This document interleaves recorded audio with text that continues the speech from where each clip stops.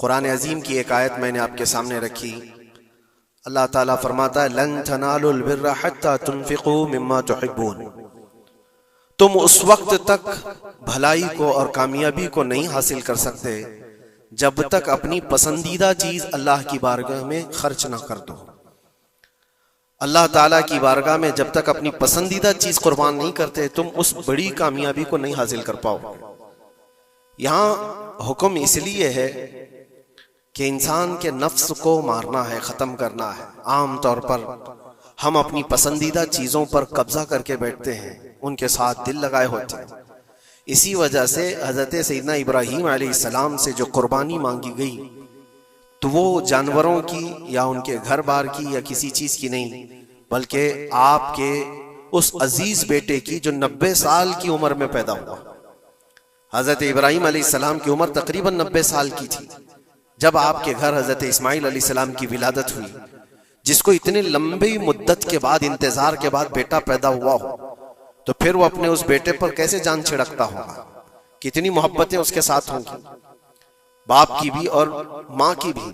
और वो बच्चा जब जवानी की तरफ बढ़ रहा हो और उस वक्त अल्लाह ताला का हुक्म था कि इस बेटे को हमारी बारगाह में कुर्बान करो, तो ये अजीज चीज, पसंदीदा चीज अल्लाह की बारगाह में कुर्बान करना। और वो नबी थे, इसलिए उनके एतबार से उनको हुक्म हुआ। नबियों का ईमान सबसे आला है और उनका इम्तिहान भी सबसे बड़ा होता है। आम लोगों को यह हुक्म नहीं दिया गया कि तुम अपने बेटों की और बेटियों की कुर्बानी करो। वो नबी थे और वो कर गुजरे, उन्होंने जरा बराबर भी हिचकिचाया नहीं, बल्कि जब अपने बेटे हजरत इस्माइल अलैहिस्सलाम से कहा इन्नी अरा फिल मनामी अन्नी अज़बहुका, मुझे ख्वाब में ये बताया गया है कि तुम्हें ज़बह कर दिया जाए, मैं ज़बह करते हुए तुमको देख रहा हूं। तो इस्माइल अलैहिस्सलाम ने नहीं कहा अब्बा इस छोटी उम्र में मुझे कहां मार डालोगे, बल्कि जवाब में यूं कहा फंजुर मादा तरा, ऐ वालिद गिरामी, आपको जिस बात का हुक्म दिया गया है आप उस पर अमल कर जाइए, मैं हाजिर हूं। फंजुर मादा तरा, जो कुछ आपने देखा है उस पर अमल कीजिए। और फिर ये भी कहा इंशाअल्लाह आप मुझे सब्र करने वाला पाएंगे। और हुआ वही कि इस्माइल अलैहिस्सलाम को लेकर जब हजरत इब्राहीम अलैहिस्सलाम कुर्बान गाह में गए थे तो इस्माइल अलैहिस्सलाम ने खुद कहा था अपने बाप से कि अपनी आंखों पर पट्टी बांध ले, कहीं मुझे ज़बह होते हुए देखकर आपके दिल में फिर से वो मोहब्बत ना जाग जाए जो बेटे की मोहब्बत होती है, और फिर अल्लाह के हुक्म से पीछे ना हट जाए। इब्राहीम अलैहिस्सलाम ने आंखों पर पट्टी बांध ली कि अल्लाह के हुक्म में कोई खलल ना पैदा हो। अपनी अजीज चीज, पसंदीदा चीज जब आदमी कुर्बान कर रहा होता है तो बहुत हिचकिचाता है, कितने ख्यालात उसके पास आते हैं। ये नबियों का इम्तिहान था और हर साल कुर्बानी पर हम इसको याद करते हैं, लेकिन ये कुर्बानी हमें ये दर्स दे करके जाती है कि ए अजीजो, अल्लाह ने जो तुम्हें दिया है उसमें जो सबसे पसंदीदा चीज है अल्लाह की बारगाह में कुर्बान करो। हर एक की अलग अलग चीजें होती हैं पसंदीदा, पता नहीं किसके यहाँ कौन सी चीज अजीज है, लेकिन कुछ चीजें कॉमन हैं। दौलत तकरीबन सबकी पसंदीदा चीज है, औलाद तकरीबन सबकी पसंदीदा चीज है, वक्त ये सबका लाजमी हिस्सा है और उसको कोई जल्दी कुर्बान नहीं करता। तो मेहनत से कमाई हुई दौलत को अल्लाह ताला के यहाँ खर्च करो, कुर्बान करो, ताकि तुम उस कामयाबी को पहुंचो। फिर भी आप अंदाजा करो देता कौन है हमें रिस्क, कौन देता है माल? सब कुछ अल्लाह रब्बुल इज्जत। अगर वो हुक्म करे कि मैंने तुम्हें 100 दिए हैं, उसमें से 50 मेरी राह में कुर्बान कर दो, 50 अपने पास रख लो, तो भी इंसाफ है, अदल है। अल्लाह करीम जिसका खुद का दिया हुआ है वो चाहे तो 90% अल्लाह ताला यूं फरमा दे कि मेरी राह में कुर्बान कर दो, 10 तुम रखो। नहीं, रब तबारक व तआला ने न 50 का हुक्म दिया तुम्हें, ना 40 का हुक्म दिया, ना 30 का, ना 10 का, बल्कि साल में एक मर्तबा सिर्फ 2.5% अपने माल से निकालने का हुक्म दिया। उसमें भी हम देखते हैं कितने लोग आनाकानी करते हैं, ज़कात को बचाने के लिए हीले करते हैं। वो सिर्फ 2.5% है, 2.5। अगर किसी के पास 100 हिस्से हैं तो उसमें से 2.5 ये अल्लाह की राह में साल में एक मर्तबा कुर्बान करने का हुक्म है, ज़कात। लेकिन माल की मोहब्बत कुछ लोगों के दिलों पर ऐसी जम जाती है, उसको बचाने के लिए वो कई तरह के हीले बहाने करते हैं। जबकि ये भी मैं आपको बता दूं, इनकम टैक्स जो होता है वो तुम्हारी इनकम पर लिया जाता है, जितना तुम कमा रहे हो उस पर टैक्स देना होता है। लेकिन ज़कात इनकम पे नहीं है, ज़कात सेविंग पे है। जितना तुम बचा रहे हो उस पर ज़कात है, तुम कमा रहे हो कितना उस पर कोई ज़कात नहीं। अगर तुम महीने में 1 करोड़ रुपए कमाते हो और 1 करोड़ रुपए पूरे खर्चा भी कर जाते हो तो साल भर में तुम पर कोई ज़कात नहीं, कोई ज़कात नहीं। लेकिन हाँ, अगर बचा करके रखते हो थोड़ा हिस्सा तो साल भर में वो बची हुई हिस्से पर अल्लाह की तरफ से ज़कात का हुक्म है। इसीलिए इस्लाम में ज़खीरा अंदोज़ी जमा करना ये एक बुरा काम है। इसी से दिल पर मैल जमा होता है। जब माल ज्यादा जमा होता है तो दिल के ऊपर मैल ज्यादा जमा होने लगता है। और अल्लाह ताला अपने बंदों के लिए नहीं चाहता कि तुम्हारे दिलों पर माल की मोहब्बत का मैल जमना शुरू हो जाए। इसीलिए हर साल उतना हिस्सा निकाल दिया करो। अजीज़ान गिरामी वक़ार, ये तो माल के मुतालिक था। और बाकी अल्लाह ताला कुरान में ये भी फरमाता है। मिसाल के तौर पर मैं आपको बता दूं, अल्लाह के नबी सल्लल्लाहु तआला अलैहि वसल्लम के पास कुछ चीजें आई, आपने तकसीम फरमा दिया। कुछ एक हिस्सा कुछ बाकी रह गया था, गोश्त था या खजूरें थी।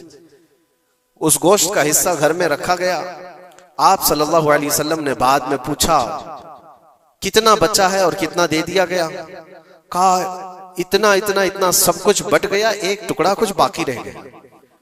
तो आपने फरमाया हकीकत में जो दिया गया है वही असल बचा हुआ है अल्लाह की बारगाह में, और जो हमने रखा है ये तो खर्चा होने वाला है, ये हमारे लिए।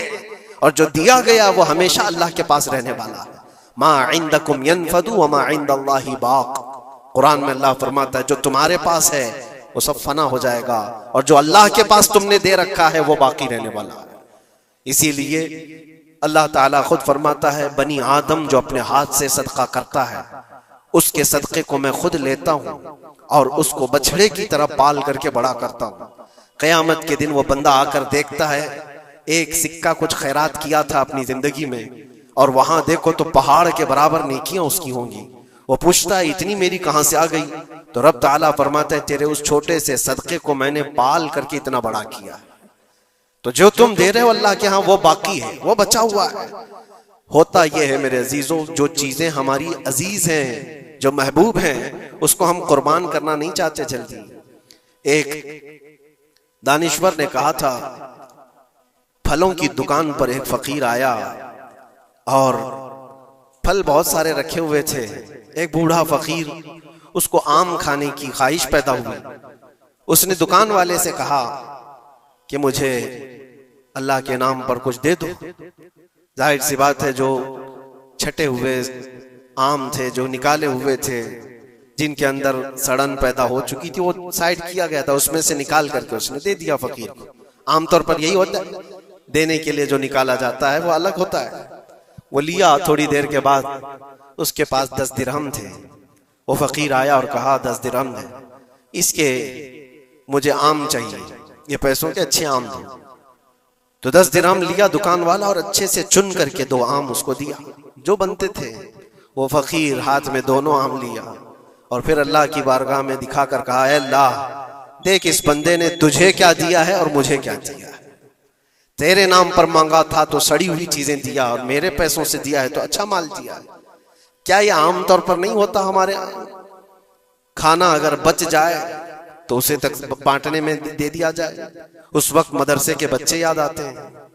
वलीमे में, शादी में, मंगनी की रस्म में खाना देगों बनाया जाता और बच जाए तो सोचते हैं किसी मदरसे में गरीब तलबा को दे दिया जाए, या फकीरों और मिस्कीनों को खुरचन देने के लिए हम खड़े रहते हैं कि बच गया है, खराब हो जाएगा, इससे अच्छा है कि गरीब लोग खा लेंगे।